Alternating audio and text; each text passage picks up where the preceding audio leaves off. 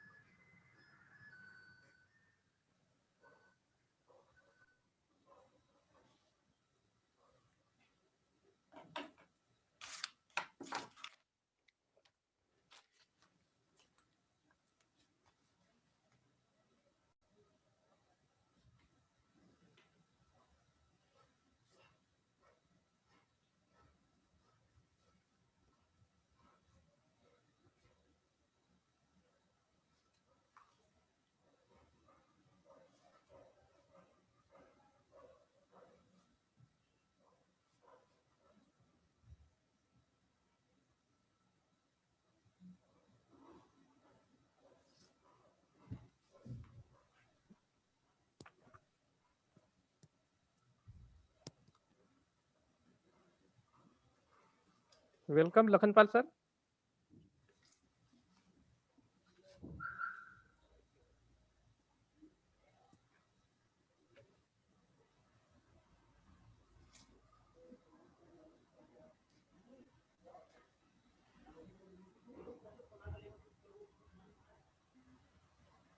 Sir आपका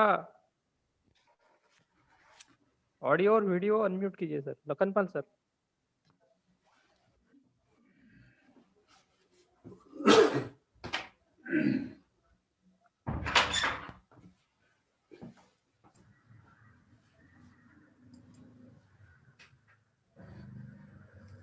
hello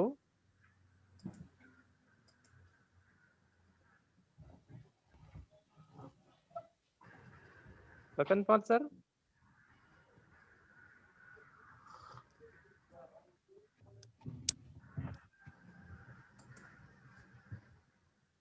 hello हाँ sir, अपना अनम्यूट कर लीजिए।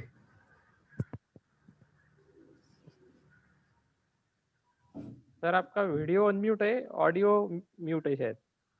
ऑडियो में दिख रहे हैं वो, वीडियो में दिख रहे हैं। सर आपका हेड लखनपाल सर, आपका माइक या ऑडियो में कुछ प्रॉब्लम है? हाँ, आपका माइक कनेक्ट नहीं हुआ। माइक हेडफोन कनेक्ट कर लेंगे तो अच्छा रहेगा। हेडफोन लगा लीजिए।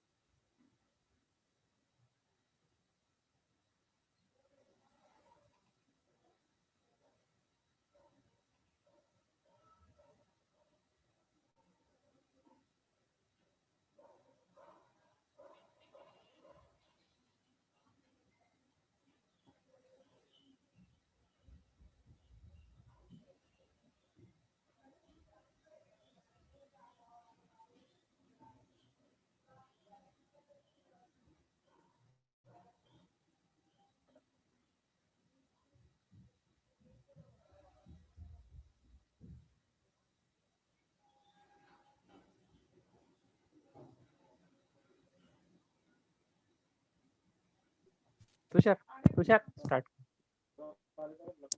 हो.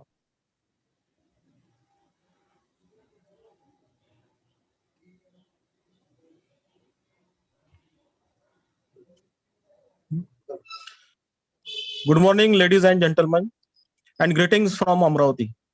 On behalf of organizing committee, I, Dr. Tushar Wankhede, welcomes you all for the 2 days national workshop, online workshop on the fungal systematics and technological advances organized by the Department of Botany, Sri Shivaji Science College, Amravati, in association with the Microscopic Society of India, Mumbai unit. Friends, in today's program, we have one morning session and another afternoon session, and at the last, it will be followed by valedictory function. Meanwhile, the students who are participating this event have to immediately submit their quiz after this session. Students, this link will be open only for 30 minutes and it will be automatically shut off. Today's morning session will be chaired by the doyen of mycologist in India, Professor T.N. Lakhanpal and Professor N.S. Atri sir as a guest speaker. Friends, it's a matter of colossal pleasure to welcome legendary mycologist and driving force of mycology, Professor T.N. Lakhanpal. And I modestly request him to chair this first technical session. Dear participants, Professor T.N. Lakhanpal is beyond the biodata. He himself is an identity of mycology and inspirational conscience for all of us. Professor T.N. Lakhanpal completed his post-graduation from Punjab University, Chandigarh, and he is a PhD from University of Delhi. He worked as a professor in Department of Botany, Himachal Pradesh University, Shimla, and having 36 years of experience and has credit of near about 175 research papers.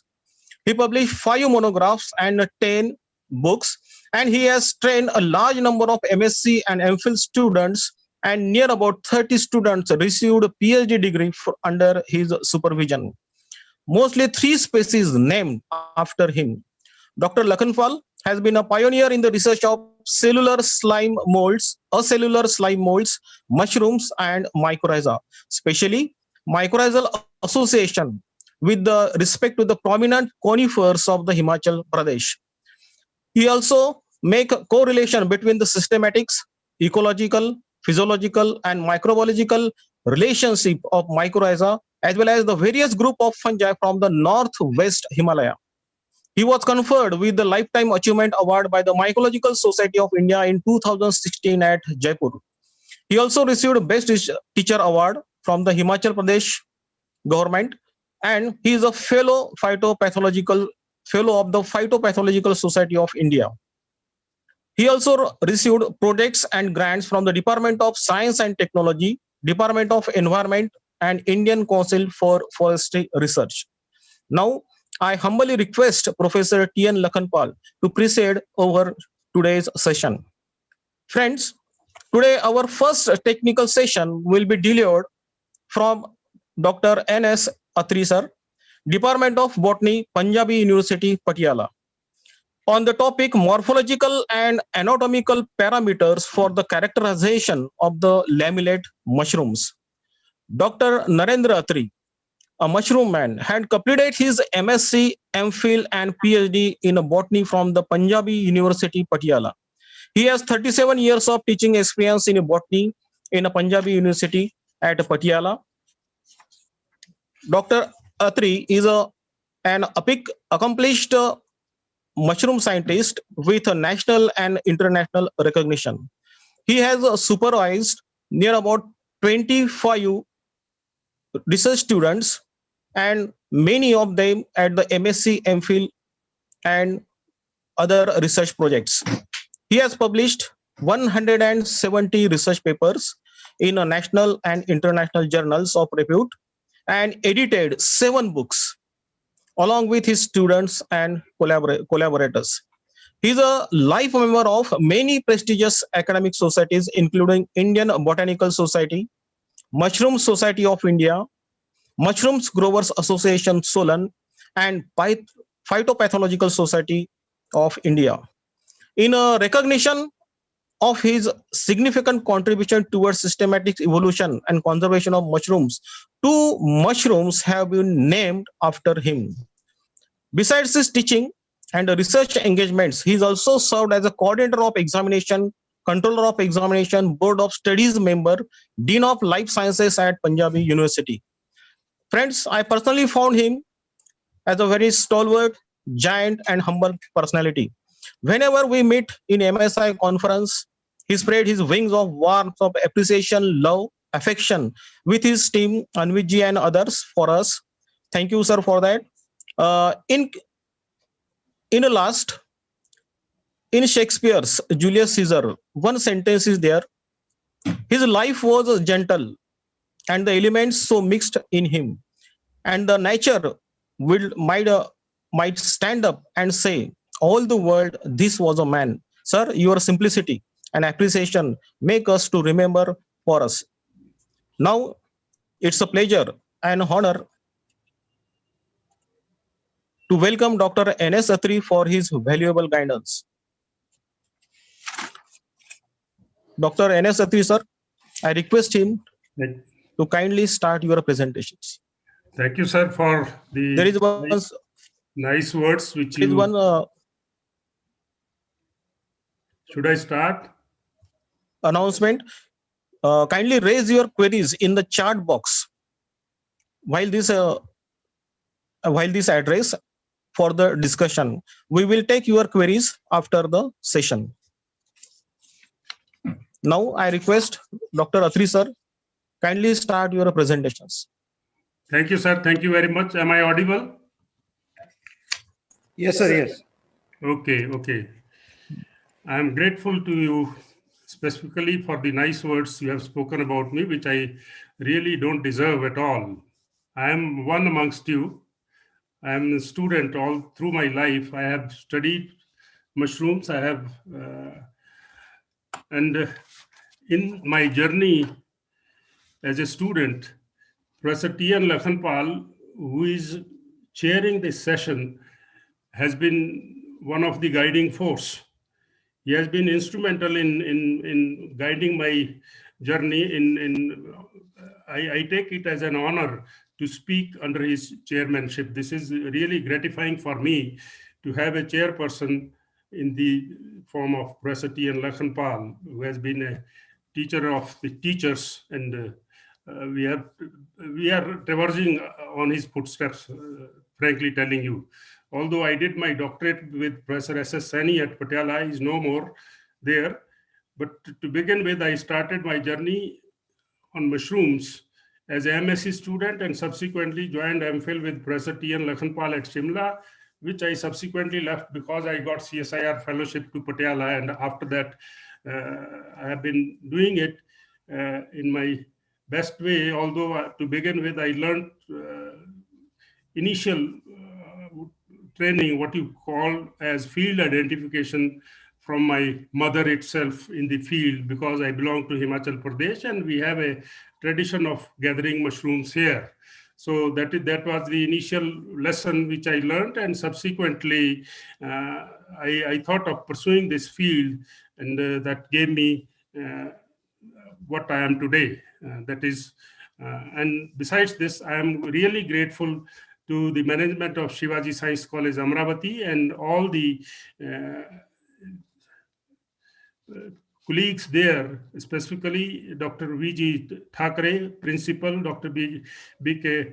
Dorkar, D.V. Hande, G.B. Hardu, and all colleagues at Amravati who has been instrumental in initiating this seminar, virtual seminar, and to Dr. Deshmukh and Dr. Shashi Rekha of MSI Mumbai unit. They are doing a yeoman service. To begin with, before I start my talk, I would like to thank them specifically for the initiative, unique initiative they have started, and they are doing yeoman service to the field of mycology, and specifically to Mycological Society of India. They have taken the name of Mycological Society of India far and wide through this virtual initiative. So now, as for my talk, what today's lecture is concerned, I have chosen this topic keeping in mind the beginners. This is a lecture specifically for the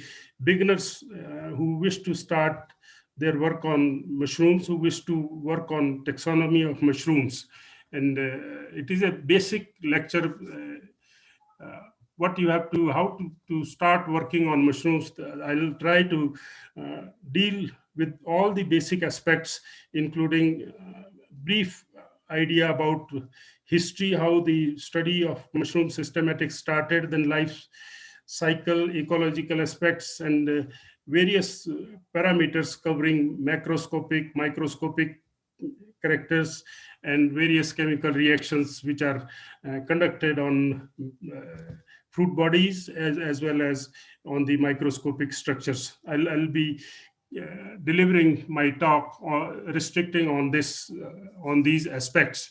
So morphological and anatomical characterization of lamellate mushrooms are the initial photographies of Coprinus comatus, which is a edible mushrooms. As you are already aware that lamellate mushrooms, they represent a huge group of macrofungi which grow above ground, and they emerge out from below ground mycelium through the fruiting process. And as Dr. S.K. Singh yesterday dealt with the initial introduction of mushrooms, he has already told that around 2.2 to 3.8 million fungi, including mushrooms, exist in nature, of which around 6 to 7% they have been worked out. And out of these, estimated number of mushrooms is around 150,000 to 160,000, and approximately 16,000 mushroom species are reported to have been described. And about 7,000 mushroom species are reported to possess varying degree of edibility, and they are largely represented by around 31 genera, which are regarded as prime edible. We, Dr. Upadhyay, Professor Lakhanpal, myself, we prepared a documentary of Agaricomycetes mushrooms in 2017 and tried to enlist all the mushrooms documented till date. And we could make out that around 2,000 mushroom species they have been reported, which belongs to around the same number of taxa from India. And out of these, around 300 edible species belonging to 17 genera, they are documented, and many of them are cultivated commercially, although 4 to 5 are being cultivated on large scale. So as for historical aspects of mushrooms are concerned, the study of mushrooms started with the evolution of mankind. Specifically, they have been a source of food and medicine, and we find reference with regard to this in various civilizations. Greeks, Romans, Chinese, Aryan civilizations, everywhere we find references with regard to their utilization for food and medicine. They were being worshipped, and at many times, specifically during festive season, during earlier times, they were being consumed for hallucinations. Soma, the famous concoction, which is reported to be made from fly agar Amanita muscaria, has reference in Hindu Rig Veda. So nutritionists started investigating mushrooms after the Second World War, when food shortage was there, and it became very severe to look for. A necessity was felt for looking for newer sources of food, and mushroom provided an alternative source, and people started recognizing them, looking at these and categorizing them into edible and inedible types. So increased awareness of people about their nutritional and medicinal values have stimulated the mankind for their consumption and for their investigation to decipher their constituents and utilizations. So they are a low calorie food which provide best alternative for persons suffering from various ailments like diabetes, obesity, hypertension, cancer, AIDS, atherosclerosis, etc. In view of their relevance in human welfare, they have been referred as special creation of God by none other than S.T. Chang, and hence their characterization and correct identification is of immense significance. And for that, efforts were there since times immemorial. We find earliest record of mushroom identification and characterization in the form of illustrations. Earliest woodlog illustrations of 6 agarics appeared in Ortus sanitatis as early as in 1491, and subsequently another illustrations depicting Boletus, which we now recognize as Amanita, growing around oak trees, appeared in another monumental work in 1526. Clusius, 1601, showed new details in mushrooms, such as they started categorizing, differentiating mushrooms based upon the field characters, and they could make out, and he could make out a difference between pleurotus and lepiota, largely on the basis of the outward appearance. Decurrent gills of Pleurotus austriatus and the annulus in Lepiota procera was referred in the works of Clusius in 1601. Bohen brothers also did commendable work. Bohen G separated these mushrooms, which they were able to recognize into edible and poisonous, and illustrated Bohen J, another brother of Bohen, studied different stages, developmental stages of mushrooms, specifically tricholoma and Agaricus campestris. Bohen brothers used generic names fungus, tuber, and agaricus, and the present day agaric genus Boletus. And all these mushrooms, specifically the lamellate mushrooms, at that time were grouped under generic name fungus. At that time, genus Agaricus was recognized for other mushrooms and not for lamellate mushrooms. It was during the time of John Ray Magnol that the main morphological categories of larger fungi, including mushrooms, began to be reflected in their classification. This is how the earlier scientists, they started categorizing, looking at different parameters on the basis of which they could differentiate between the different mushroom taxa. Wieland, 1727, for the first time introduced solid versus hollows type criteria and the presence and absence of annulus as the criteria for differentiating various species of agaric genus fungus. At that time, all lamellate mushrooms were grouped under fungus. Michelli used additional criteria like presence or absence of vulva and whether mushrooms are coming up in cespitous clusters or not, and their color variation, etc., for further differentiation of mushrooms. So we can see that different features, external features of mushrooms, they were being taken by different investigators for differentiating them, for categorizing them. That is how the mushroom systematics, it started during the earlier times. It was Linnaeus who, for the first time, restricted the use of genus Agaricus for all lamellate hymenomycetous fungi. So all lamellate mushrooms, which we know now, to begin with, they were grouped under genus Agaricus. And we find reference regarding this in species Plantarum, and which is the starting point for nomenclature of all fungi. Persoon, 1801, in his Systema Methodica Fungorum, used hymeneal characters for classification of fungi, and he was the first to recognize hymenium as the spore-producing structure within mushroom. Fries emphasized the relevance of basidiospore color, basidiospore deposit color for segregation of larger genus Agaricus into different series, like leucospori for white-spored mushrooms, hyporrhody for rosy-colored mushrooms, like you have Volvariella, etc. Dermini for rusty brown, red-colored, you can say, having spore deposit. Pretelli for mushrooms having spores which are purplish-black to dark in color, and Coprineri for mushrooms having giving dark or black spore deposit. Like that, different spore deposit color that was put to use for segregation of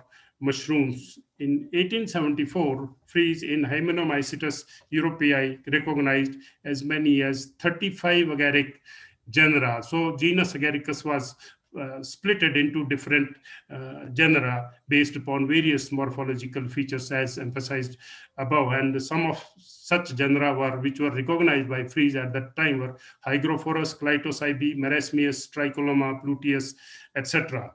All these genera were recognized. As for the general life cycle pattern of a typical mushroom is concerned, it starts from a basidiospore, which are monokaryotic. After meiosis, basidiospores are released and they germinate into a primary mycelium, which is short-lived. And this primary mycelium, it goes dikaryoticization. So heterokaryosis takes place and dikaryotic mycelium is formed. Secondary mycelium is formed, where you have the two different, generally different nuclei, they come to stay within the same cell. So their karyogamy and meiosis is delayed. So in the secondary mycelial stage, the fungus remains perennial. It can remain in the soil for years together in secondary mycelial state. And subsequently, during favorable climatic conditions like favorable pH, favorable temperature, softness of the soil, and some microbes may be helping in triggering the fruit body formation during monsoon season. So you have this fruit body formation, and within the fruit body, the same mycelium, it gets organized into different organized structures. The tertiary mycelium, so you have a stipe which carries the pileus to the top for efficient scattering of spores, and the pileus covering is there, and underneath the pileus you have lamellae. And in typical mushrooms, the hymenium is bilateral hymenium. You can see here the hymenophore. You have the basidia on the hymenium, and besides basidia, there are number of sterile structures which I'll be discussing in due course of time. So all such features are important. Within the basidium, you have this karyogamy and meiosis taking place, and subsequently basidiospores are released exogenously into the outside environment on the basidia, exogenously born on sterigmata. Number of stigmata varies, maybe 2, maybe 4, and even gastromycetes fungi, they may be 8 or something like that. They may be more. So like that you have, so here the diploid stage is represented by only here where you have karyogamy taking place, 2 nuclei fusing, and subsequently you have a short, you can say, haploid stage, and subsequently dikaryotic phase is too long here. It is a unique character of these basidiomycetous fungi. So this is a typical morphology of a lamellate mushrooms. You have a stipe, and you have pileus, and you have a hymenophore at the underneath the pileus, and here the spores are being produced, and these structures, they emerge out from the mycelium, which is in the soil. So as for initial steps in the characterization of mushrooms is concerned, we have to look for their habitat, and their substrate. All these things have to be looked into, and they have to be noted, and we have to have a critical observation in the field. They have a very short life cycle. Many of the mushrooms, they come only for a few hours, and they will vanish in a very short time. That is why it is very difficult to work on these fleshy fungi. And lamellate mushrooms are cosmopolitan, and they are epigeous. You think of anything, they can come up on all sorts of substrates in nature, and they may be solitary, or may appear in gregarious clusters, or may form fairy rings, or sometimes in cespitous clusters, etc. So growing habit is concerned, they are of varied morphological forms. I'll come to it in due course of time. Various ecological aspects like soil type, pH, relative humidity, temperature, altitude, association with the plants growing around. All these things, they matter a lot. We need to note all sorts of such things, such information while characterizing the mushroom. This is the beginning information. This is a field information which is required to be gathered, and it will ultimately help in subsequent characterization of mushrooms. All such aspects are important in characterization of lamellate mushrooms. So this is a dancing fairy. You number of mushrooms like Lepiota, you have Agaricus, you have Termitomyces. They appear in circular rings in a grassy lawn. This is basically a grass disease where the fungal mycelium is there in perennial form, and this mycelium subsequently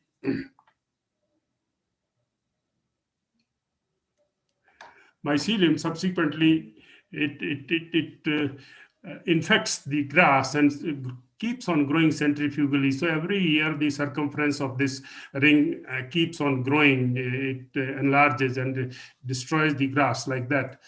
And these are different habitats. You can, I told you, think of anything, they can come up on dead wood, they can come on living root. This is a mycorrhizal rusula on a sol root here, on a leaf litter, on termite hills, or on a dung, or mushrooms on a mushroom. This is a Asterophora lycopodoides growing on rusula species. These are rusula species. Larger carpophores of rusula species, and smaller one are of Asterophora lycopodoides. You find it in plenty in the Himalayan region when we go out, and there is a huge population of dung mushrooms. They are characteristic. They have a specificity with regard to their location, their appearance, their coming up, and their substrate. There's a huge specificity with regard to this, and we need to respect this. We need to note all such features, how they appear, how they look like, where they appear, and in what form they appear, and how long they stay there. They are able to can say. So I told you these are all wild edible mushrooms. All these are wild edible mushrooms, which I have given here just to show you how they appear. They appear differently. The Lactarius deliciosus, you can see the change in color. You can see the attachment of gills, the lamellae, the stipe, and you can see this type here, elongated, pseudorhiza, you have annulus, all are different. This is agaricus, you have pinkish lamellae here to begin with, and subsequently they become brown, and finally they become blackish, almost dark brown in color. And this is lactifluous, another edible mushroom. So you can respect their morphologies. They look different, although they are edible, and all of them here, which I have presented here, and the poisonous one also looks alike. So that is why we need to study them individually, characterize them individually, identify them, and ultimately we have to classify them depending upon their characteristic features. This is a Pleurotus sapidus.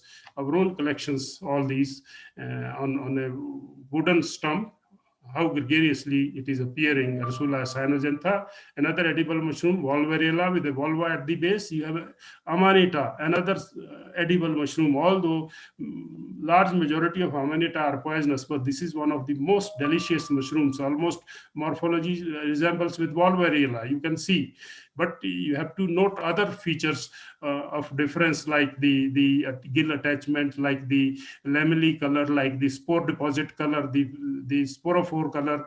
All such things are quite different. That is how we have to differentiate these mushrooms. Lentinus, Querulus, Coprinus, Comatus, all these are morphologically varied. These are some of the poisonous mushrooms, different genera representing different poisonous mushrooms. Amanita flavipus or Flavoconia, Amanita pantherina, psilocybe is a hallucinogenic, otherwise highly, you can say, sought after mushroom for investigation of medicinal components. Psilocybin is one of the important psychotropic component present in this mushroom. And IHBT,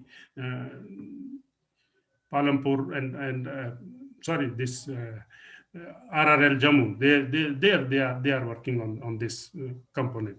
Rasula ametica, all these you can see they are hallucinogenic or poisonous, but otherwise morphological they look just like all other edible mushrooms which we have seen. That is why we need to differentiate them. We need to characterize them, how different they are from one another, what makes them different, and how can we differentiate in the field. That has to be seen very critically. So as for roadmap for mushroom taxonomy is concerned, we need to draw a clear roadmap so that we do not miss any of the important feature which otherwise may prove problematic in the final identification of the mushroom. So we need to have clear-cut field observations. We have to collect them, we have to culture, we have to dry and preserve accordingly. We have to note down the morphological features, macrochemical features, anatomical characterization, microchemical features, and need-based molecular characterization and evaluation of chemical characters, etc. All such things needs to be documented, besides documenting these habitat, shape, texture, color, smell, taste, ecological preferences, etc. And besides the ethnomycological information, it is also a field information which we need to document there in the field by consulting different people who are experienced, who are basically involved in the trade of collection and consumption of mushrooms from nature. They know individually all such mushrooms which are being used for various purposes, for medicinal purposes, for consumption purposes. So all such features we need to have in mind, that what we need to note there in the field, so that there is no problem subsequently in characterization of mushrooms. So for that, to begin with, we have to prepare, we have to have a kit for collection of mushrooms. We need to have a basket which is have a shallow base and hunting knife, wrapping papers, note papers, spore print cards, hand lens, photographic equipment, eatables, because we have to go to the field, we have to stay there in the field, we have to even sometimes, many a times, we have to establish a temporary laboratory. You have to, if your collection site is at a distant place, and you have to have with you dryer, and you have to remain extra alert in the field, because there are a number of other problems besides your routine problems. Many a times you have stinging plants in the field, you have snakes, you have wild animals, etc. in the field. So all such things you have to be mentally prepared, and you have to be mentally very strong for indulging into such, because these mushrooms, being fleshy, they don't give you much time to work out. Their characters starts vanishing as soon as you touch them, and even with time they start, you can say, deteriorating and losing their texture, losing their color, losing their architecture, like that. So immediate attention has to be given. You have to sit with the specimen for at least half an hour. You have to note down the characters, field character. You have to note down the association. You have to note down the habitat. You have to take a photograph from all directions of the mushroom so that you don't miss any feature. And for noting down the field features there itself, before touching the specimen, you have to take the help of a hand lens so that the fine features on the surface which are there, which otherwise are not visible through naked eye, you can capture them. That all such things you have to be mentally prepared. So you have to arrange them carefully. Once you have collected, you have to collect individual specimens. You have to wrap individual specimens. If you are getting the same specimen at different locations, so they have to be packed separately. You should not mix them because they represent different collections. So you have to be very careful about that. Research material should be collected along with spawn and pseudorhiza. Any mushroom that contains insect or wormholes should not be gathered. For culinary purposes, only young and sturdy ones should be selected. So you have to be very careful while going into the field for collecting the mushrooms. As for noting down the macroscopic features based upon your field observation is concerned, so you need to document all such features of pileus, gills, stipe, all such features, taste, etc. You have to be very careful about that, taking taste, because large number of species, they taste differently. Many of them are acrid tasting, but you must be careful that you should not swallow it. And specifically, you should be able to very differentiate amanita from rest of the mushrooms. You should not indulge in tasting amanita. Otherwise, for rest of the mushrooms, you can taste them, and you have to spit off after putting it, the small flesh on your tongue. Hand lens should be used. Coprinus groups, which are autodigesting, they should take priority over all other mushrooms as far as your noting down the characters is concerned. This should be followed by fragile mushrooms like Mycena, Marasmius, etc. They should follow next. Otherwise, they will lose their, you can say, architecture. They will start shriveling. Coprinus group will start autodigesting, and these fragile ones, they will start shriveling, and ultimately they will collapse. So you should take field observations like measurements of length, breadth, etc., and all such other features which are likely to be lost. Initial color, whether they are fleshy or viscid and something like that, that should be noted. And subsequently, after these, such specimen should be worked out, and tough and leathery specimen can wait because they don't lose much characters. So like that, you have to be very careful.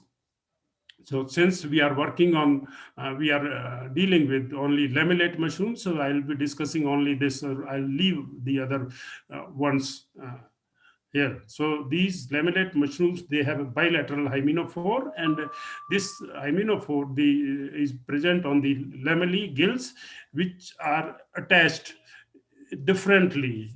They give you a unique character for characterization. So you have to be very careful how the lamellae are attached below, underneath to the stipe. Whether gills are widely attached to the stipe, right, starting from margin up to onto the stipe, or they are at next. They are narrowly attached to the stem. So you have to clearly differentiate, or whether they are extending onto the stem, decurrent, or emarginate, gills notched immediately before attaching to the stem. You can see the notching here, or whether they are free, they are not attached to this stipe. When you remove this stipe, so the portion of the gill don't come along with this stipe. So you have to be very clear about all such things. Seeding, gills attached but breaking away. You can see here, gills attached but breaking away from the stem at the margin. You can see here, breaking away from the stem. Sinuate, gills smoothly notched and running briefly down. So you have to differentiate between the sinuate and the emarginate. Sinuate and the emarginate. Here the gills are notched but not running onto this type. Here gills are notched but simultaneously they are running onto this type slightly. Subdecurrent is partially running onto this type without notching. So you have to differentiate the attachment pattern, how they differently the lamellae are attached. Similarly, the cap morphology, how the cap appears. We say that umbrella-like. Umbrella have different shapes here. As far mushrooms are concerned, they may be campanulate, bell-shaped, or a conical or convex, or they may be depressed with flattened, aplanate, or infundibuliform, ovate, umbilicate, like you have a depression in the center, or umbonate, or shapes of the umbonate, umbo varies. It may be broadly umbonate, narrowly umbonate, it may be spiniform or pointed or something like that. All such features you need to note down in the field itself. So these are the field photographs where showing gill attachment. You can see the free gills. You can see here, no part of the gills are extending from here and they are terminating here. Totally free, colariate, we call it, colariate. You have a collar-like area around the gills. Free, totally free. And at next, slightly at next, coming onto this type, adnate, totally coming onto this type, and subdecurrent, partially running down, and decurrent, totally running down this type. You can see how long they can come down onto this type. Like that, you have to differentiate them from one another. These are few shapes I have presented here. The convex, typical convex type, this is umbrella-like, and you have a depressed center like this, and you have a conical area, infundibuliform, funnel shaped or flattened with slight depression in the center like this. So you have to be very clear what you are seeing and what you are noting down, and you have to note the margin characters also. You have to note down how the gills are attached onto the margin. You have to note down the cuticle, whether it is retracting or not retracting. We call it when it is slightly, you can say, separated from the margin. Retracting, or is it easily peelable or not? Peelable refers to you just remove a part of the flesh and just scrap it, and ultimately you'll find the gills, the pileus cuticle getting removed. It may be removed completely, we call it completely separable, or it may be partially removed, or it may not be removed, and subsequently the color beneath the cuticle, color of the flesh beneath the cuticle, all such features are very, very important, and we normally miss them just by putting a photograph on WhatsApp, and it is not practically possible to identify, to reach a right conclusion. You may tell up to genus level, but going beyond, you have to have a lot of information on your table for identification. So margin of the pileus, it gives you unique features. You can see the margin here.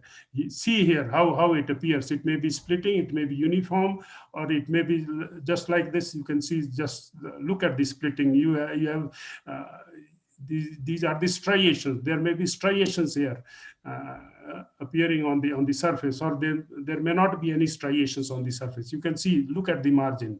So every mushroom is unique. It is unique in itself and gives you unique information. So genetics, whatever genetical composition of the taxa is there, that will be reflected in morphological variations on the surface. You can see here. I'm sorry.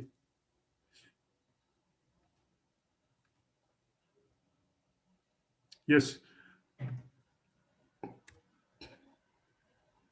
So the margin, I've classified it: enrolled, uplifted, splitting at maturity, crenate, irregular, smooth. You can find these terminologies. They are available in glossary. Translucent striations. The light passes through the carpophore onto the surface. You can look at the striations. This is another important, whether striations are extending from margin up to the center of the pileus, or they are terminating somewhere here. So all these things, you can see these characters and the surface features All these surface features are very, very important. The scales on the surface, wheel remains on the surface, cuticle appearance, etc. Look at this. This is in Amanita. You find such scales on the surface. When the permanent wheels that ruptures, part of the wheel is left in the form of scales on the surface. Squarrows in here, you can see Clarkinda. You find such type of scales on the surface. The pinos or pressed fibrillose scales. You can see radially splitting. This is a agaricus species which we describe, and you can see, look at the pattern of splitting. The wheel remains. This is a partial, this is a permanent wheel on Amanita, a pressed fibrillose scales. So like that, you have to have a hand lens so as to see these scales on the surface. The gill edges, variation in gill edges, they poses, they are unique. You can see the smooth gill edges, you can see here, and look at the difference of smooth with this, and you can differentiate the different types, crisped, crenate, and many of them, Rusula aorta, for example, or Eta, you have golden edges. Edges are differently colored than the rest of the lamellae. You can see here, edges are differently colored than the rest of the lamellae. Just by looking at the gills or putting up a color that don't help in any way. You need to see what arrangement these gills are having and how structurally they are different, how close they are from with one another. So you have to be very clear about that, whether the gills are equal or whether they are unequal, whether they are branched or unbranched, or whether they are close, they are distant, they are subdistant, they are widely spaced, how they are placed with respect to one another. Look at this. These are all unique features which you need to document while characterizing the mushrooms. Say this is a forking. As few examples I have given you forking here. Forking towards this type. You can see here, it is splitting here. It is forking here. It is starting from here, and you can see the splitting. Forking towards this type. Look at this. Forking towards this type. And here, forking towards the margin. You can see from below one gill, and you have forking here towards the margin, forking towards the margin, forking all over. You see this all over, unequal gills. How many you can say layers you can separate? 1, 2, 3, 4, 5, 6, like that. You can see the different lengths of the gills. So up to that extent you have to go while characterizing. Then latex, when you split open or when you ruptures or when you injure a small portion of the fructification, you will find the latex oozing out. Some amount of latex may be there in some of the taxa like Lactarius, Lactifluus, etc. Latex, and this latex, the color, initial color, how it looks like, and subsequently after exposure to the outside environment, what changes occur. And it may turn yellowish, it may turn golden, it may turn bluish, it may turn greenish, or many a times reddish in color. If you miss that, there is a problem. Even the taste of this latex, you have to taste it. It is mild tasting or acrid tasting or tardily acrid and something like that. Same is true for flesh. You have to take a small portion of the flesh, you have to taste it, whether it is acrid or a mild, and the gills separately. Many a times the taste of the flesh is different than the taste of the lamellae. So that way you have to be very clear about that. Look at this here. You can see the otherwise the latex is white in color. Subsequently, with time, it is changing bluish. It is changing bluish. You can see this in many of the species of Lactarius and Lactifluus. You find this character, which is very important. So, color of the latex, color change in latex, and how long it takes to change the color, and subsequently taste of the latex, and how long it takes to give taste of the flesh or the latex. Many a times when you put a portion of the flesh on your on the tip of your tongue, it appears that the flesh is mild. But if you retain it for say few minutes, after few minutes you'll find the tingling taste starts appearing, and subsequently of late it becomes acrid, and it starts stinging on your tongue after say few minutes. So all such features, you have to be very critical. For that, you need to go through the literature about the genus on which you are working. You should know the points, what are the unique points of that particular genus, and where which you can miss, and you should note down. It should be in your mind that up to what extent I have to go. So that way, that is very important. Look at this: bruising, bluish, bruising greenish or yellowish or something like that, or brownish in color. All such changes are there and these changes in many of the cases, for example, in case of Russula nigricus, Russula densifolia, Russula albonigra, there is to begin with, all looks alike. All mushrooms, all these three species of Russula, they looks alike, just exactly alike. But when you see the color change, to begin with, in one of the mushroom, you'll find the flesh is white, becoming pinkish, subsequently brownish, and then black. In another, the flesh is white, it becomes brown and black, pinkish stage is missing. In still another, from white, it turns straightway black. So all such things. But if you collect an older specimen, all will appear black. So you will place them in one. Otherwise, morphologically, it becomes very difficult to differentiate if you pick up an older specimen. So you need to collect these specimens in all stages of the development. That is one of the most important aspects of this. Then type features, macroscopic features of this type. All portion I have discussed with you, pileus characters, I have discussed with you lamellae characters, and this type features more or less equal in dimension, clavate, broad below, and I'm sorry, this is obclavate. Clavate is clavate refers to broad above and narrow below. This is obclavate, bulbous, marginate bulb, and ventricose, and something rooting, etc.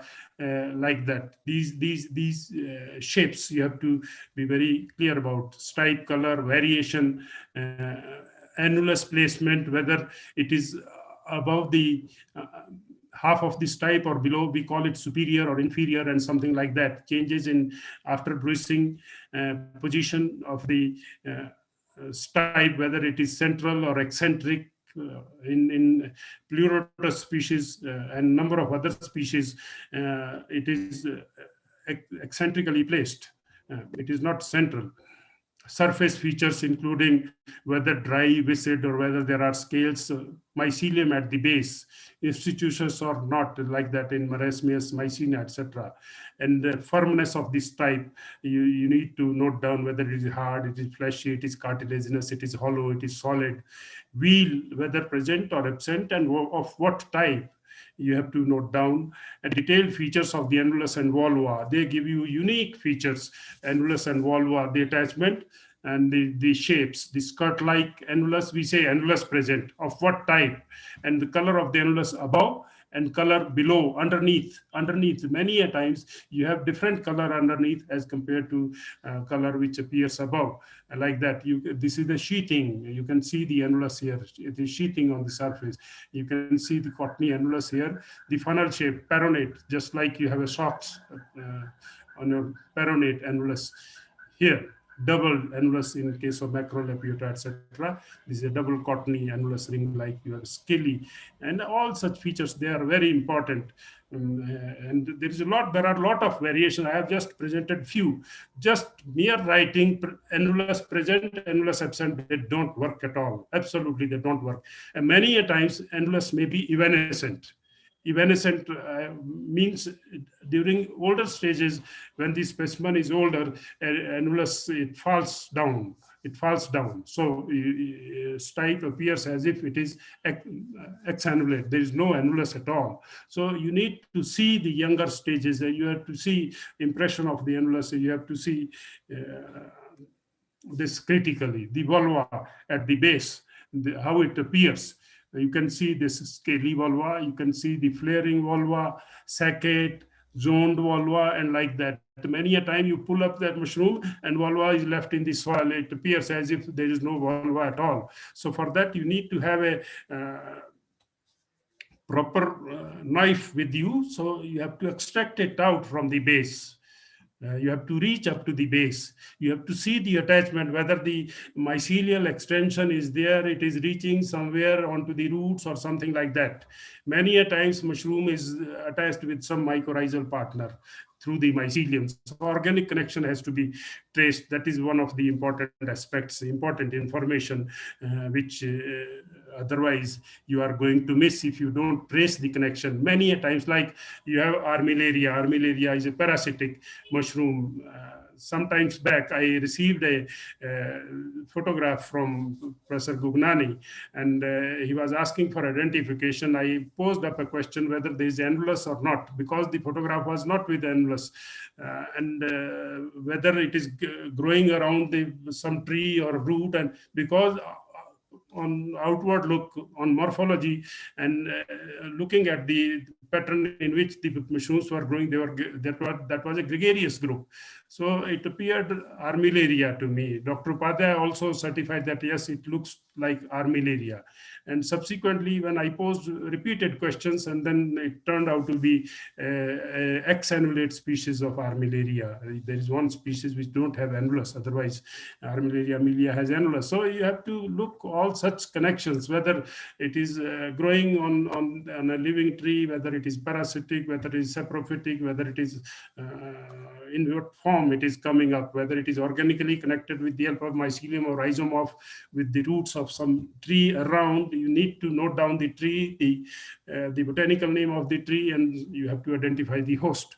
Like that. Wheel structure, it may be universal wheel. You can see the whole carpophore young buttons are covered by the wheel, universal wheel, which is covering the whole button. When it grows, type grows, the portion of the wheel which is attached to the pilus that breaks up is left in the form of volva, and the pilus, when the pilus expands, part of the wheel is left in the form of annulus on the stipe, and part of it is left in the form of cortina around the margin, and part of it goes onto the surface top of the pilus and is left in the form of scales on the warts on the pilus surface, as we find in Amanita, various species of Amanita. Or it may be partial. You have a partial cogwheel type. You can see this is a pilus under surface, and it is whole of it is covered by this cogwheel type.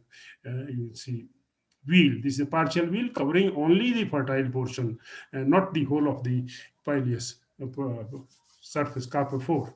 So all this information that has to be jotted down on a field key. For that, you need to have note papers. You need to have a lot of things with you. You have to have a questionnaire with you so as to note down the information.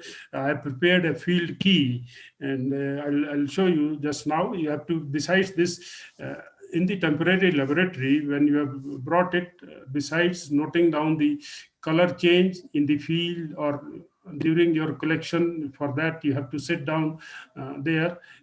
Besides, you have to perform number of macrochemical reactions with different chemicals. For example, for agaricus, you have to perform Schaeffer's reaction. It is a cross reaction of concentrated nitric acid and concentrated sulfuric acid on the agaricus surface, and that the point of confluence of the two gives a golden, you can say, flame test, golden flame-like color. So that differentiates the genus Agaricus into two groups clearly: Schaeffer's reaction positive, Schaeffer's reaction negative. Similarly, Rasula with ferrous sulfate, it is another reaction. Type of Rasula with ferrous sulfate gives you information. Many of the large number of species gives salmon pink color with ferrous sulfate, and Rasula xerampelina's type surface turns green when treated with ferrous sulfate, and cyanogentha don't give any color when treated with ferrous sulfate. So straight away, confirmatory tests are there. Sulfovanillin is also, when you stain gills with carmine with sulfovanillin, gives carmine red reaction, you can straightaway say this is Ursula minutula. Or if it gives deep red color with sulfovanillin, the gills, when you stain it with sulfovanillin, it is the Ursula rosea. And like that, you have very clear reactions of these surface reactions with different chemicals we have to perform in the field. This is a field key. I have prepared it, and in that all these features which I have discussed with you with respect to the field information, with respect to the pileus characters, with respect to the color change, with respect to the lamellae, with respect to these type characters, the length, breadth, color change, shape, latex presence or absence, taste, etc., color change, wheel characters, variation in wheel characters, annulus, variation in annulus characters, type surface features, taste, etc., and other smell also is very important. And then color of the spore deposit is very important. Immediately you have to note down after. And as for the spore deposit, I will come to it in due course of time. And these are different macrochemical reactions. If you are able to identify, reach up to the genus level, you have to do that. You have to take a field photograph, you have to draw a field sketch also along with, and simultaneously you have to note down the sociobiological information about the specimens from the field. If you see that many a times some of the mushrooms, they are being nibbled by squirrels, they are being eaten by monkeys in the field, so they are edible. And you can have some information with regard to the edibility or poisoning of these mushrooms and other myths which are associated with mushrooms from the local individuals, the tribals, the people who are regularly collecting these during monsoon season for consumption and for medicinal purposes. So these are some of the questions. We have prepared a questionnaire and we pose these to the individuals for answering, and we note down, and ultimately sociobiological information is gathered. With regard to taking spore print, it is one of the important aspects one has to take immediately from the fresh specimen. And I've already told you that its importance was there by Fries in his treatise. And for that, you have to take a pileus, separate this type, put the pileus facing, gills facing the paper, spore print paper, and you have to create a small, you can say, what you call as humid chamber here at the cotton plug with a moistened cotton plug and humid chamber you have to. No, हमने click किए ही नहीं उसमें। हम तो touch से कर रहे थे। हम टच से कर रहे हैं। Am I audible? Yes, you are audible. You are audible. I was trying whether I am audible or not. Okay. Thank you. Should I continue? Yes, please. Yeah, sir. Please continue. Okay. So taking spore print is one of the important aspects. For that, you have to have a spore print paper, and you have to take fresh mushroom and you have to place it, the gills facing the spore print paper, and you have to create a moist chamber by putting a moist, you can say, cotton plug and a petri plate over it.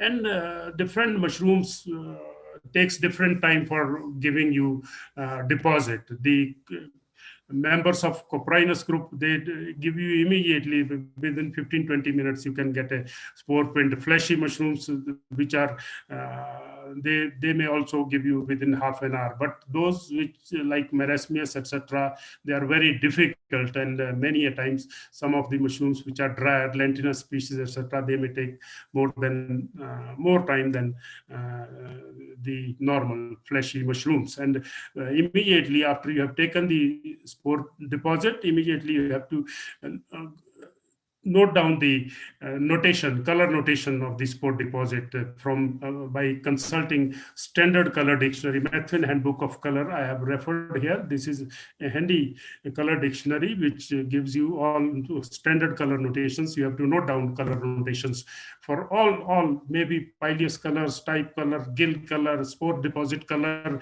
Everywhere you have to mention the notations. These are standard color notations for publication. It is an obligatory requirement. And then after that, you have to go in for drying and preservation. And for drying, you have to dry it. We have improvised dryer. Otherwise, there are dryers available in the market. Electrical dryers are available. You can dry them.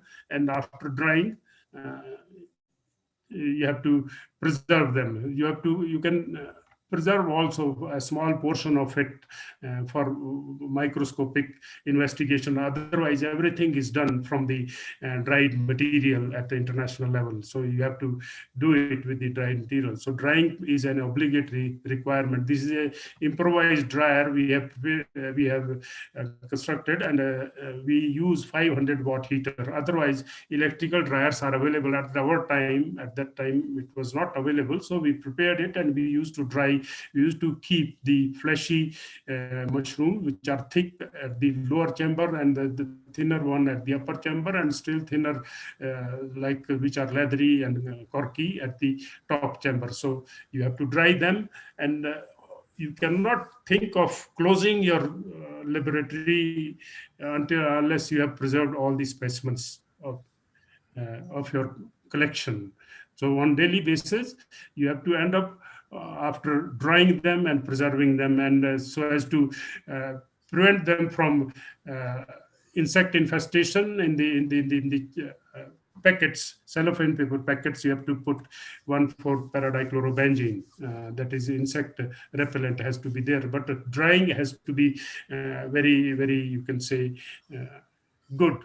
Otherwise, that poses a problem in microscopic investigation. When I used to send my specimen for investigation, for identification to Rolf Singer, he used to comment on individual specimen that this particular specimen of yours is not properly dried.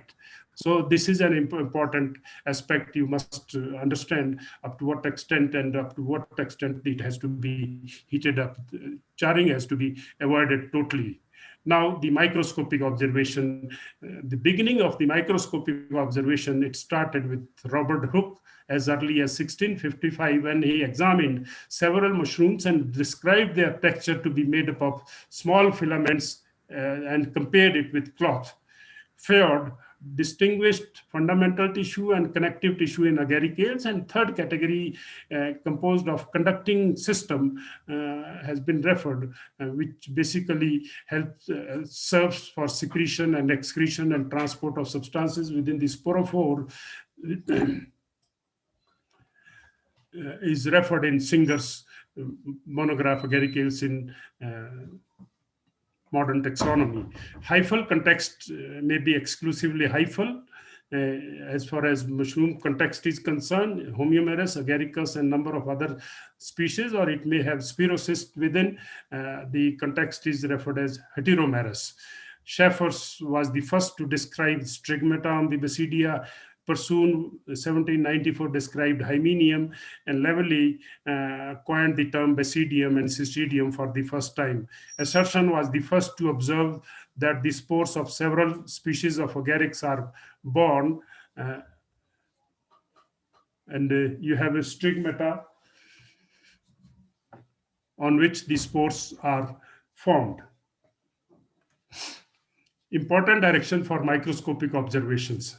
The basidiospore should be invariably studied from the spore deposit. This is important. And spore characters with respect to size, shape, wall surface, thickness, presence or absence of germ pore, apiculus, ornamentation, metachromatic reaction, amyloidy, etc. They are important part of the spore characters. Anatomical features should be studied by cutting freehand sections as far as these fleshy fungi are concerned, and not by teasing, because by teasing you will lose majority of the characters. There are very interesting features which you get when you section through these fleshy fungi. Microscopic details of epicutis, context, hemileforal trauma, presence or absence of cystidia, and other taxonomically important features should be observed under the microscope. For clarity, sections can be mounted in 1% cotton blue lactophenol or Congo red or any other stain which you feel. Now easy and the very sophisticated microscopes with digital camera are available, and at our times, during our times, we could not afford these and they were not available. We used to work on normal compound microscope with 100x, and used to draw all our drawings with camera lucida. But now everything is available, and you can have digital photographs with measurements, etc. They are available. So if you have access to such equipment, you are lucky that way. These are the camera lucida drawings. We used to draw with measurements and everything, and we used to cross-check these with the actual measurements which we have got using the micrometer. The pileus features. As for cuticular details with respect to whether the pileus cuticle is ill-differentiated, or it is a thin palisade, or it is a ixocutis, gelatinized, or pseudoparenchymatous, or of what type, whether cuticle and subcutis are there, and the projecting elements on the surface, all these features, context, clamp, presence or absence of clamp connections in the context hyphae, all such features are very important. These are sections of the pileus surface. You can see here hymeniderm, you can see the cellular elements, hymeniform elements on the pileus surface. This gelatinized, you can see the cellular elements on the how they are arranged. You will not get these by teasing. You can see the cellular elements in many of the Volbitius, etc. In case of Agrocybe, in case of Coprinus, etc. You find such arrangements in Rusulaceae. You find such. This is cellular projecting elements. You can cellular cuticle and the projecting elements, trichoderm over surface. You can see this. All these elements, they are sections of mushrooms, a trichoderm with extending elements. You can see, and these are different genera showing different cuticular features. You can see, you cannot get all such features. Zaconocybe, you can see the cuticle here. These are unique characters. Lactarius, these Lactarius, you have look at the variation within the same genus. If you have a monograph of Hessler and Smith, you will find that there are 2 pages of variation in cuticular morphology as far as internal details are concerned. The drawings, camera lucida drawings, they have given. I have presented here only 3, the Lactarius. You can see here. These are the variations in Marasmius. You can find these broom cells, Sathirella, the cellular elements here. You can see this extending this in case of Lactarius and Lactifluus. You find, and Rasula even, Mycena. You can see gelatinized surface, and like that. You can have a lot of variation in cuticular, even within the same genus. Look at this in Rasula, in the single genus. You can find cutis, you can find trichoderm, a palisade, or an ixocutis, and like that. Lot of variation even within the same genus you can see. These are cuticular elements within the same genus. This is how variation, you can see how they are arranged, how of what types they are. Many a times you find 3-4 types of different elements on the surface. You can see the variation in these, their shape, their size, the dimension, other features on the surface. All these are very important. They have to be noted down, and in sections you get all these things. Same is true for stipe, although the variation in the pileus architecture is much more as compared to the stipe, but even stipe anatomy also gives you a lot of information with respect to how the hyphae are arranged, how different elements are arranged, and presence or absence of clamp connection. You can see the gelatinized stipe surface, partially gelatinized. You can see gelatinization here. The colocystidia on the surface, forming a turf, and you can see longitudinally running hyphae with clamp connections here and there. You'll be able to see here the clamp connections. You can see all these elements. You have to. This is the variation within the same genus on this stipe surface. These are the elements, the colocystidial elements. Many a times you have hyphal elements, such variations. Sometimes you have hyphae and gelatinization simultaneously. That is important. We have to note down, and we have to look for all these elements in the anatomy, pileus and stipe anatomy. The volval elements are also gives you a lot of information. You may have inflated cells with septate hyphae in the volval elements. Even annulus, in agaricus, you have cellular elements and hyphal elements. You have broad septate hyphae in the annular elements. So you have to look for the anatomical details, the cellular details of the vulva and the annulus. That also gives you important character for segregation. Now, hymenophore and associated sterile structure. Hymenophore itself, you have to look for the internal details, how the hyphae are arranged, and what are the elements within the hyphae, whether in the hyphae, the trauma hyphae, the clamps are there or not. And in many of the cases, at the base of the basidium, you find the clamp connections very prominently. In many of the genera like Ursula, like Lecterius, Lectifluus, you don't have clamp connections. So that separates these, that helps you to look for. Even in basidial morphology, there is a lot of variation. Coprinus, you find trimorphic basidia, trimorphic within the same species, trimorphic basidia, the different shapes, different dimensions. And you have to look for that. Just by looking at that, this is a basidium, basidia are present, basidia are absent, 4-spore, 2-spore, that don't work at all.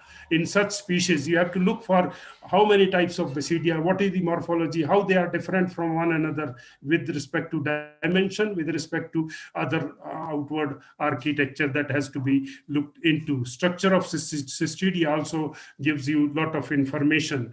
Now, as far as the arrangement of hyphae within the hymenophoral trauma is concerned, it may be parallel to subparallel hyphae. They may be arranged as in Hygrophorus conicus. They may be interwoven as in Hygrophorus pratensis and number of other species, or hyphae may be bilateral. Bilateral means divergent, diverging from the center outwards, or convergent, converging into the center as in Volvarella and Amanita. These are some of the, these are the 4 arrangements. Parallel or subparallel hyphae, you can see the hyphal arrangement in the trauma here. Divergent, they are diverging out from the center, diverging out like that. You can see converging into the center in Volvarella. You can see from subhymenium, they are converging, and like that. Here you find the inverted V is being formed. Here you have V-shaped ultimately arrangement is formed. And here you have interwoven hyphae. So all such variation has to be looked into. This is a generic character here in Volvarella. This is a generic character here. And even in Rusulaceae, you find spherocyst, nests of spherocyst, rounded cells, aggregates within the hymenium in some of the hymenophores, specifically in Rusula and Lecterius. You can differentiate on the basis of that. Then cystidial types in mushrooms. Different types of cystidia are present. They may be present on the hymenophore. We call them, if they are present on the sides of the lamellae, pleurocystidia, edges of the lamellae, chelocystidia, and many a times the edges may be sterile, and you may have cluster of chelocystidia on the gill edges. That has to be looked into, and for that only the sections can tell you. Otherwise, by teasing, you will not be able to see whether the gill edges are sterile or fertile or heteromorphous. You have to differentiate between the gill edges. If you have a chelocystidia all through on the edges, they are sterile. If you have both basidia and cystidia on the gill edges, they are heteromorphous, or you may have fertile if the chelocystidia are absent on the gill edges. You have to differentiate like that. The dermatocystidia on the pileus and stipe surface. On the pileus surface, pilocystidia, stipe surface, we call them colocystidia. The hymenial cystidial structures are further categorized as macrocystidia, large-sized, thick-walled cystidia. In case of Rusulaceae, you find them in plenty. Pseudocystidia, they are hyphoid cystidial elements originating from the base of the hymenium and extending much beyond the hymenophore. They are hyphoid Chrysocystidia, they have yellow refractive body which stain golden with ammonium hydroxide. Metalloids, thick-walled cystidia with apex having several distinct shapes and sometimes refractive material.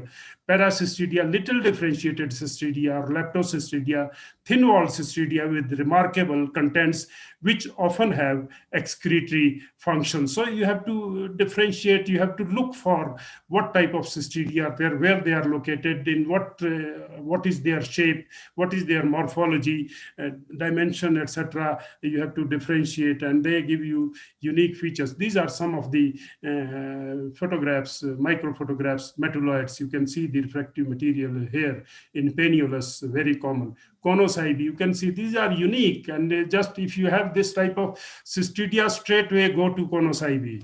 You can reach straight away the genus. You will not find this type of cystidial morphology in any of the agaric genus. Similarly, in Rusula, you have a large number of these macrocystidial elements, flame-shaped.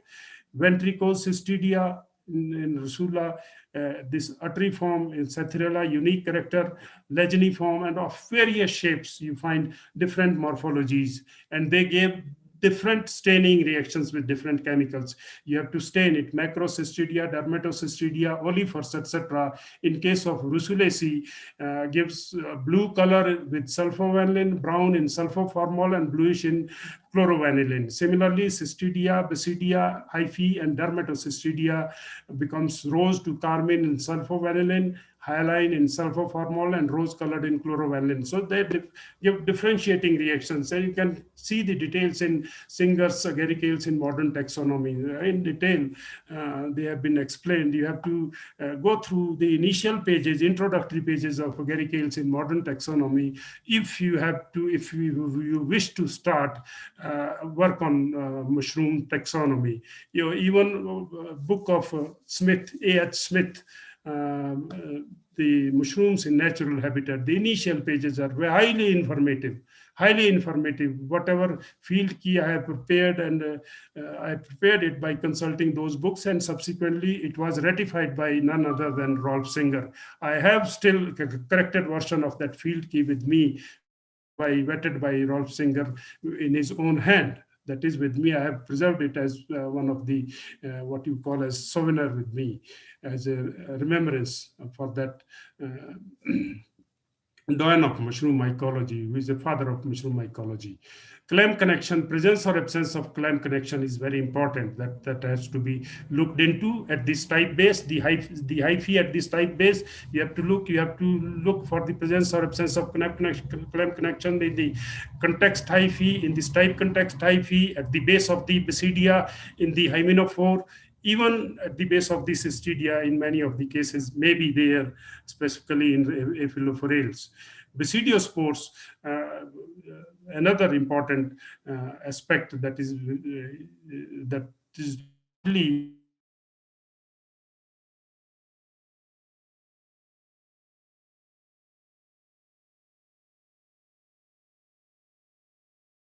observe them critically, note down all characters, and besides that, we have to measure them very, you can say, carefully.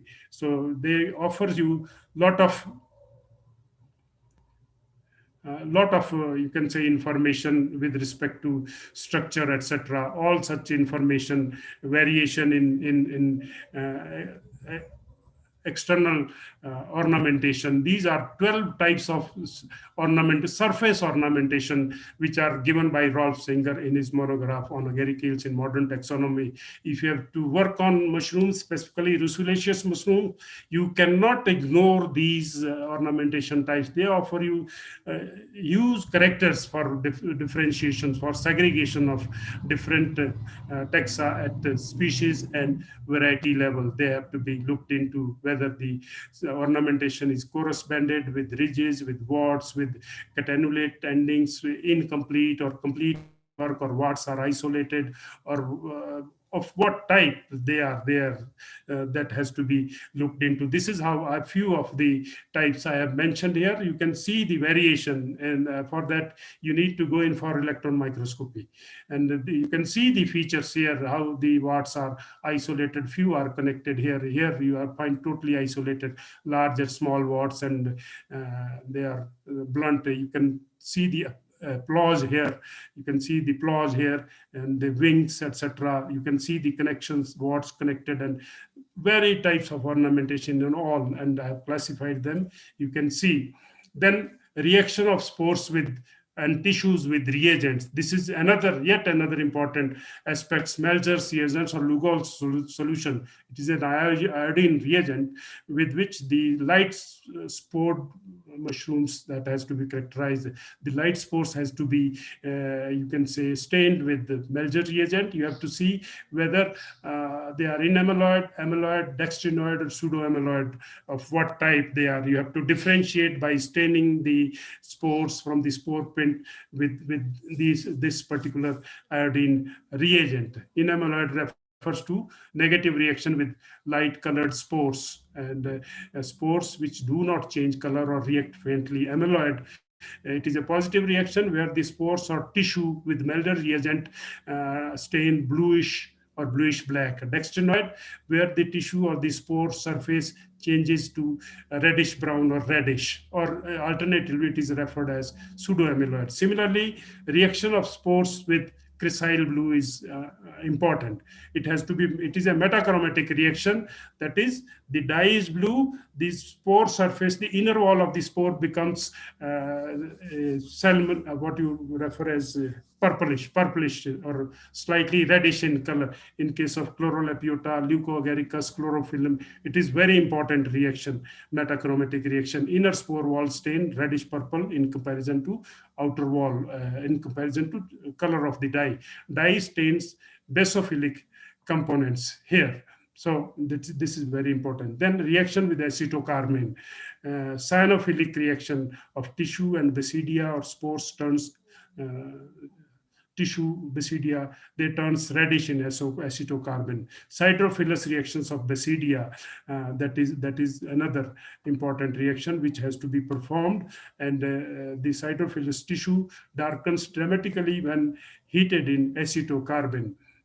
Similarly, a reaction of spores with concentrated sulfuric acid, Saccharellacea and Panioloideae, you can differentiate. The spores become slate colored when stained with concentrated sulfuric acid. Then measurement of microscopic structure. It is a serious aspect which has to be done. And as far as spores are concerned, there are methods available in literature. You can consult them. Around 20 spores has to be taken from each collection.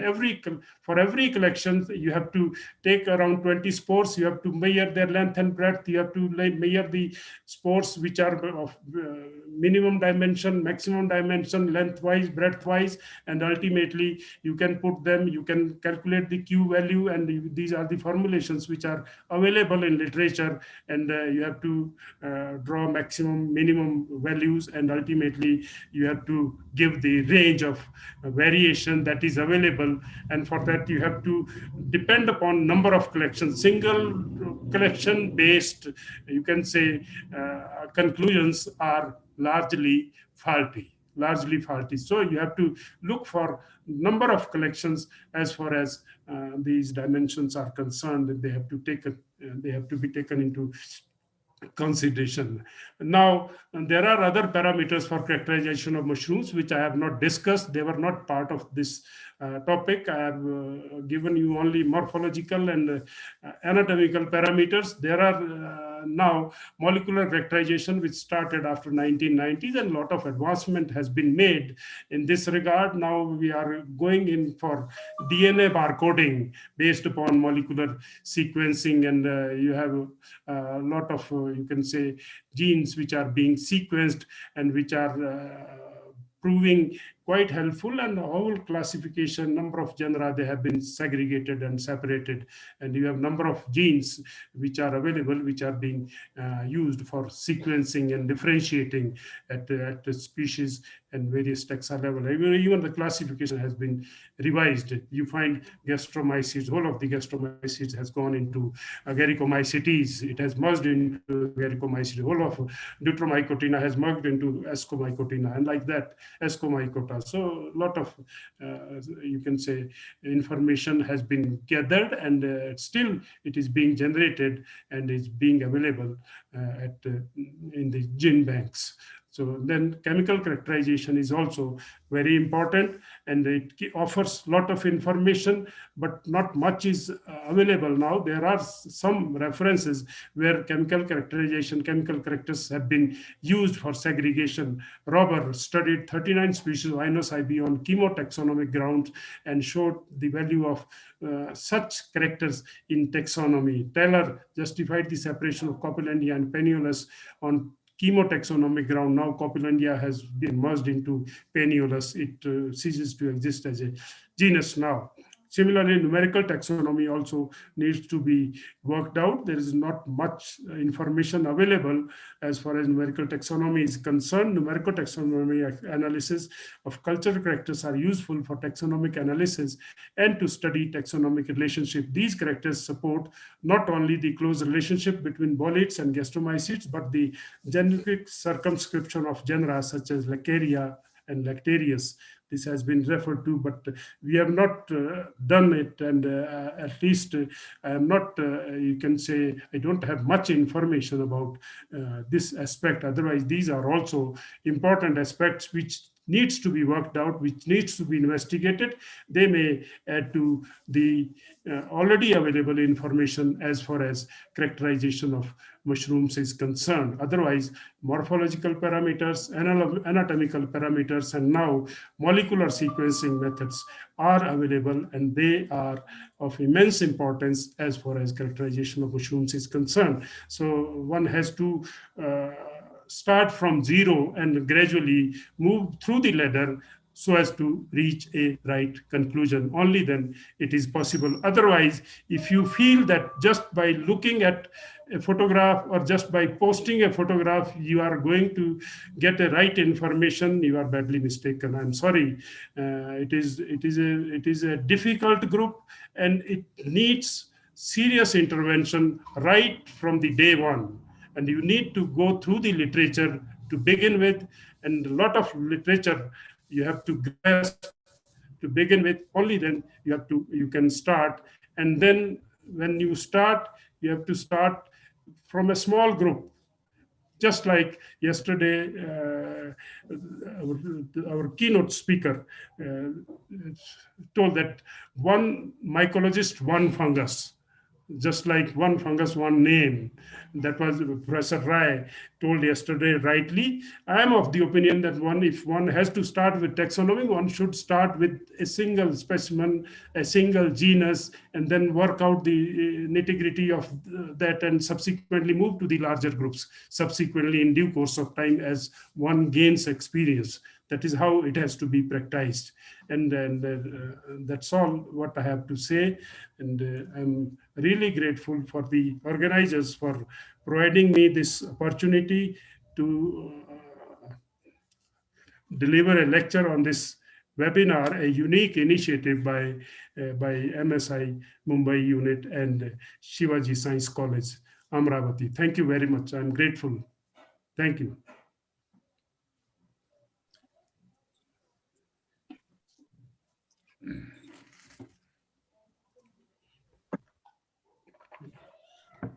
Thank you, Professor N.S. Athri, sir. It's a very nice, lucid, and a very helpful lecture. Sir, this topic is open for the discussion now. We have got few questions here. The one question is from Dabradas Das. Question is, sir, is it possible to get a spawn for different mushrooms with good market value? what market value you want. Hello, sir. I am audible. Yes, sir. I can. Atri sir, your voice is not audible. Yes. Your mic is mute, sir. No, I am not muted. Chalo. Hello. Yeah. Yes, sir. Now you are audible. मुझे of तो नहीं करना पड़ेगा. Sir, please unmute your mic. Atri sir. Yes, sir. Hello. हाँ, अब सुनाई दे रहा है. अच्छा, ठीक है. So as far availability of spawn is concerned, there are some commercial mushrooms which are commercially grown, like Agaricus bisporus. You have a species of Pleurotus ostriatus, Pleurotus flabellatus, etc.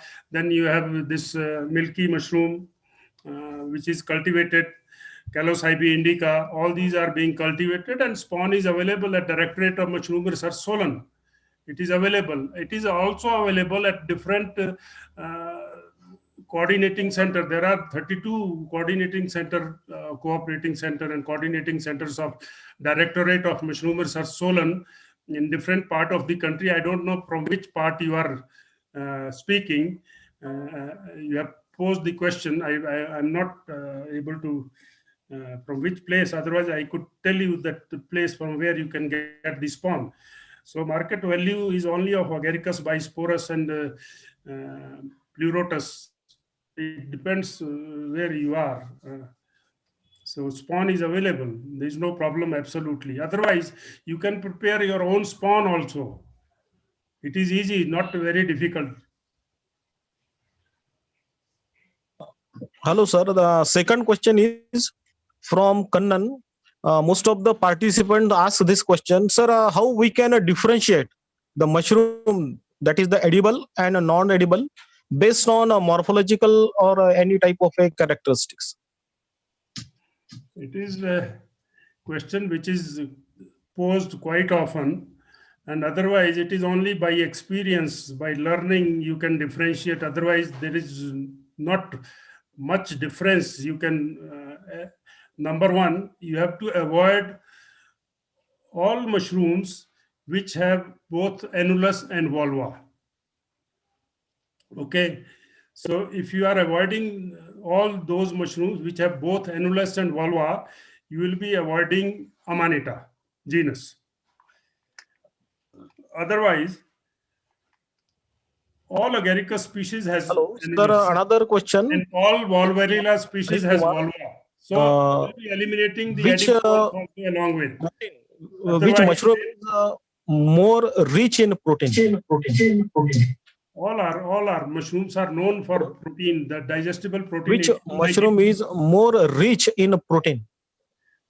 All mushrooms are rich in protein, digestible protein. 78 to 80%, even 80-85% digestibility of mushroom proteins is known. Agaricus bisporus, Pleurotus, Calocybe indica, all these are very rich in digestible proteins. You have they are source of essential amino acids also, and you get those amino acids which otherwise you have to depend upon meat. They are available in mushrooms.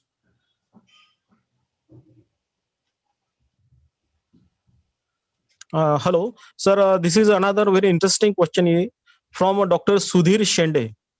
Is mushrooms could be used as an edible vaccine?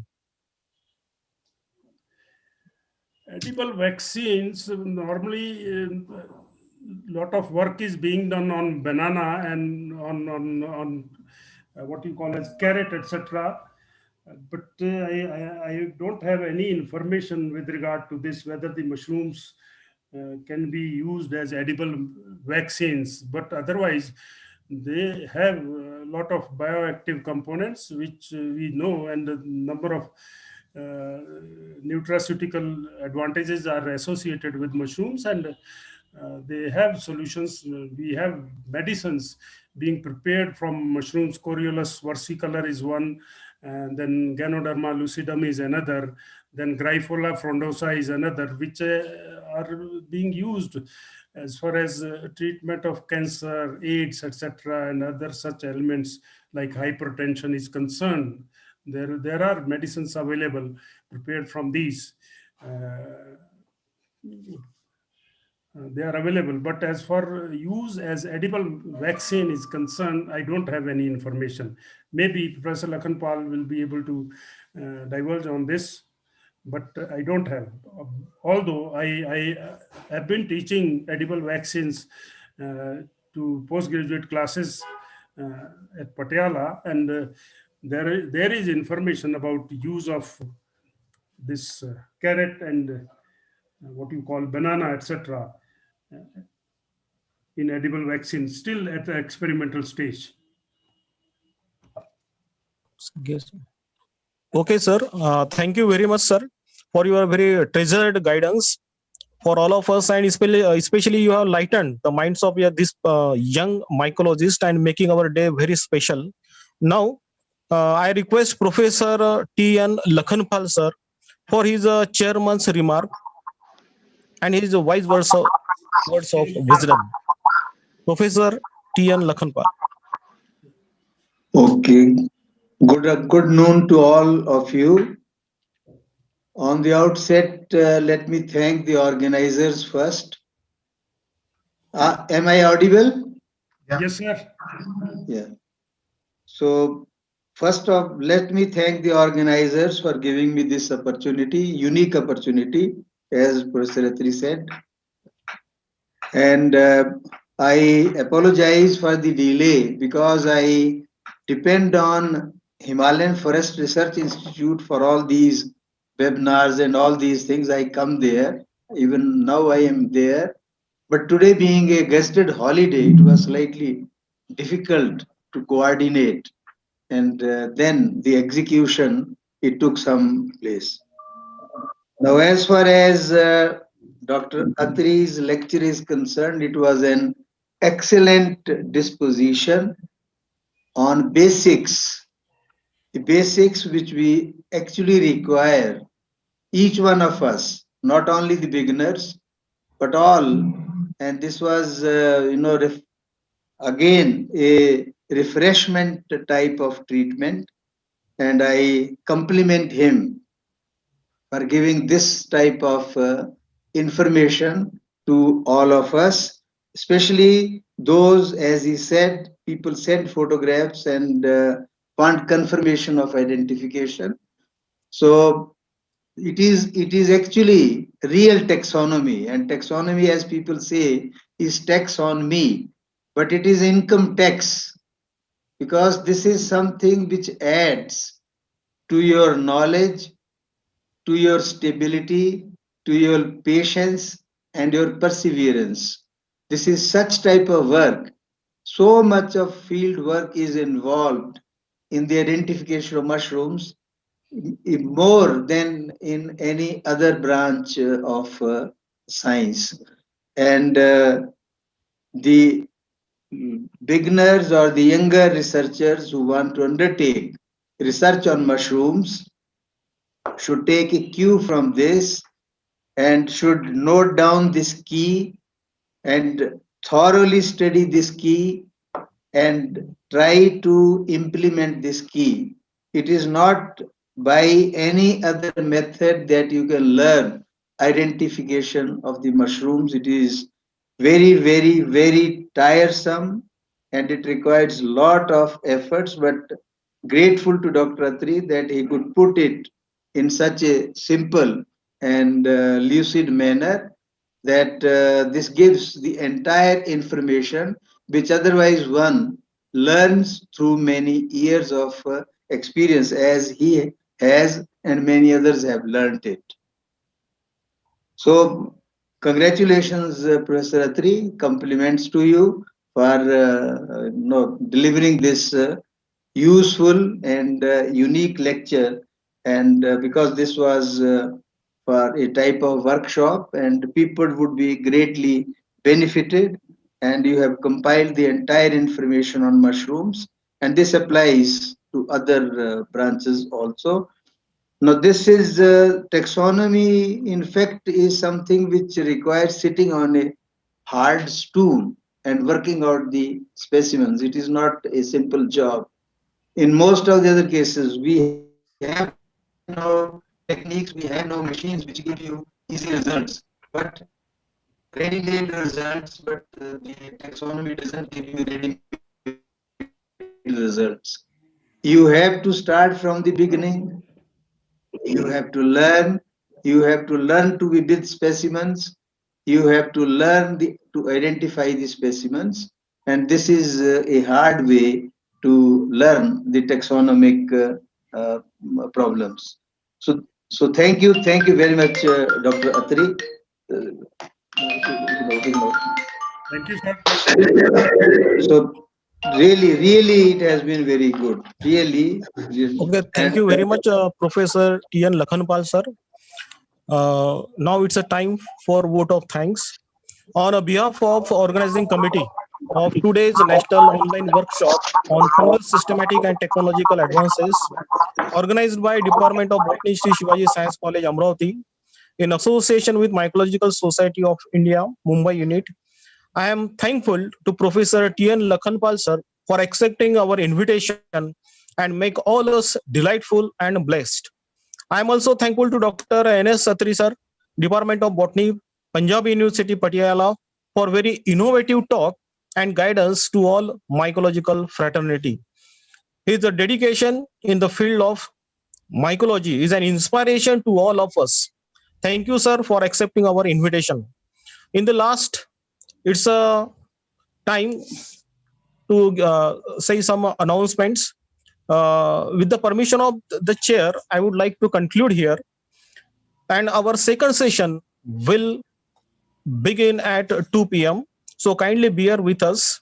There is a one announcement for the students. All student participants are informed that kindly refresh your browser. After that, a quiz will be appear. The link of the quiz is provided on the Telegram group, WhatsApp group, even on the YouTube and your email as well as our college website. This link will be open right from this moment for up to the 30 minutes only. So kindly go for the quiz and submit it within the 30 minutes. Dear, okay, at 1:20 p.m. this link will be closed. Before closing, I would like to say a few words. This year, due to the corona, we can't able to meet even our MSI meet. But even this event has made possible to make collectively work and meet again. So I would like to say few words for you. हम आपसे मिल नहीं पाते, ऐसा नहीं है कि आप हमें याद नहीं आते. हम आपसे मिल नहीं पाते, ऐसा नहीं है कि आप हमें याद नहीं आते.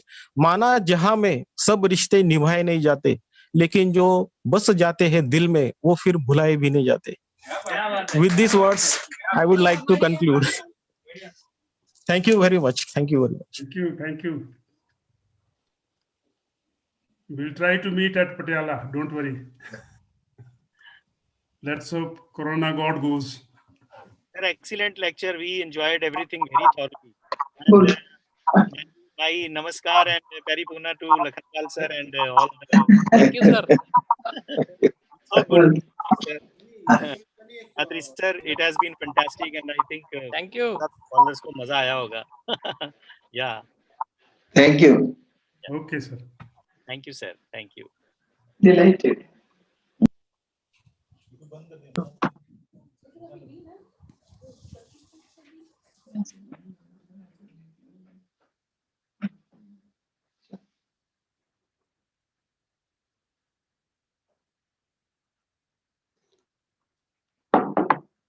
इससे कम से कम टाइम कंट्रोल हो जाता, नहीं तो लोग